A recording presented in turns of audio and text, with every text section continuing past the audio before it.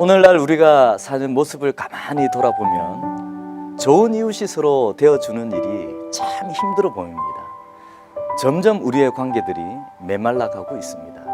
그러다 보니 우리는 필요한 만큼만 관계를 맺고 살아가게 되는 것 같습니다. 필요한 만큼만 맺는 관계 속에서는 절대로 행복을 찾을 수 없습니다.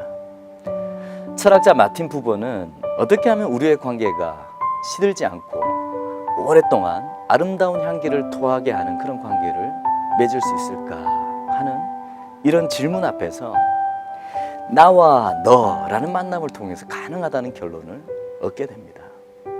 마틴 부버는 우리의 관계는 나와 너 또는 나와 그것으로 맺게 된다고 말을 합니다. 사람을 만날 때 목적과 수단을 위한 만남이 더욱 늘어가고 있습니다. 그렇게 만나는 관계는 나와 그것이 되는 겁니다. 그것은 얼마나 능력이 있는지, 얼마나 많이 배웠는지가 기준이 되어지고 성과만 중요하게 여기게 되는 것입니다. 이런 관계의 끝은 공허함과 허무함이 기다리고 있는 것입니다. 그러나 나와 너의 관계는 상대를 인격적인 동등한 존재로 만나는 것입니다.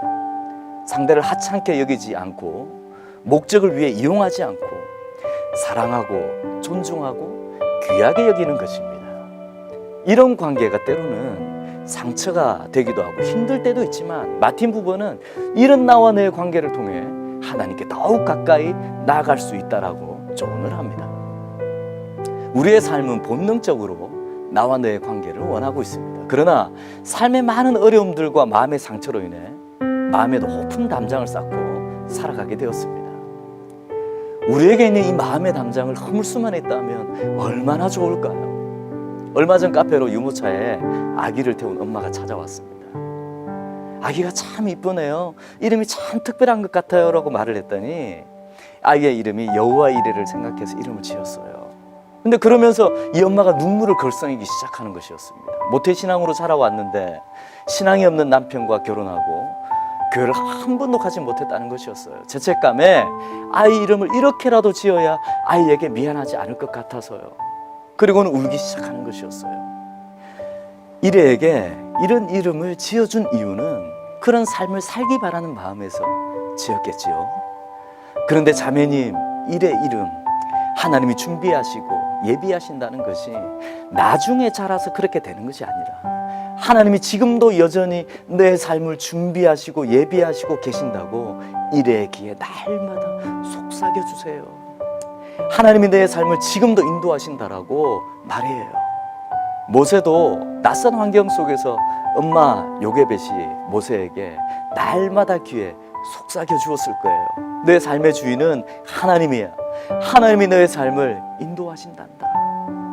이레에게도 이런 믿음으로 속삭여주고 이름을 불러주세요 했더니 이 엄마가 엉엉 울면서 이런 낯선 곳에 와서 위로를 얻고 간다며 인사를 하고 돌아갔습니다. 뜻하지 않은 곳에서 이 자매는 마음의 문을 열었습니다. 무엇이 이런 마음의 문을 열게 되는 계기가 되었을까요? 제가 그분을 마냥 거래하는 손님으로 대하지 않았기 때문에 그랬습니다. 마가복음 4장 24절에 너희의 헤아리는 그 헤아림으로 너희가 헤아림을 받을 것이며 더 받으리니 라고 말씀합니다. 하나님은 오늘 우리에게 만나는 이들을 그것으로 대하지 않고 나와 같이 소중한 너로 대하기를 원하십니다.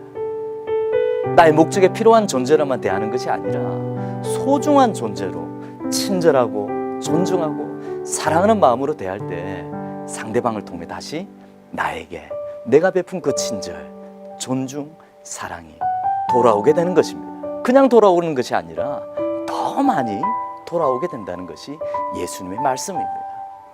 사랑하는 여러분, 우리의 삶이 아무리 바쁘고 어렵고 힘들다 할지라도 오늘 만나는 사람이 필요 때문에 만났다 헤어지는 그것이 아니라 나와 동일한 하나님의 자녀로 하나님이 사랑하는 자로 인식하고 만날 때에 오늘 우리의 관계에 더욱 아름다운 향기가 뿜어져 나올 것입니다.